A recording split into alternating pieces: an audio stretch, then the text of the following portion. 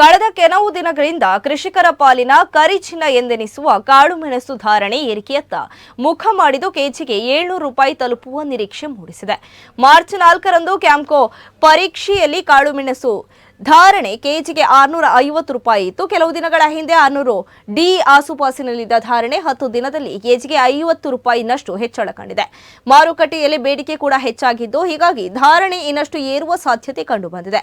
ಈಚೆಗೆ 200 ರೂಪಾಯಿ ಗಡಿ ದಾಟಿರುವ ಹಸಿ ಕೋಕೋ ಧಾರಣೆ ಸ್ಥಿರವಾಗಿ ಮುಂದುವರೆದಿದೆ. ಮಾರ್ಚ್ 4ರಂದು 215 ರೂಪಾಯಿ ದಾಖಲಾಗಿತ್ತು. ಕ್ಯಾಂಪ್ಕೋ ಮಾರುಕಟ್ಟೆಯಲ್ಲಿ ಒಣ ಕೊಕ್ಕೋ ಧಾರಣೆಯು ಏರಿಕೆಯಲ್ಲೇ ಸಾಗಿದೆ. 3 ತಿಂಗಳ ಹಿಂದೆ ಕೆಜಿಗೆ 6 ರೂಪಾಯಿ ಇದ್ದ ಧಾರಣೆ ಪ್ರಸ್ತುತ 700 ರೂಪಾಯಿಗೆ ತಲುಪಿದೆ. ಚಾಲಿ ಅಡಿಕೆ ಮಾರುಕಟ್ಟೆಯಲ್ಲಿ ಅಡಿಕೆ ಧಾರಣೆ ಸ್ಥಿರವಾಗಿ ಮುಂದುವರೆದಿದೆ.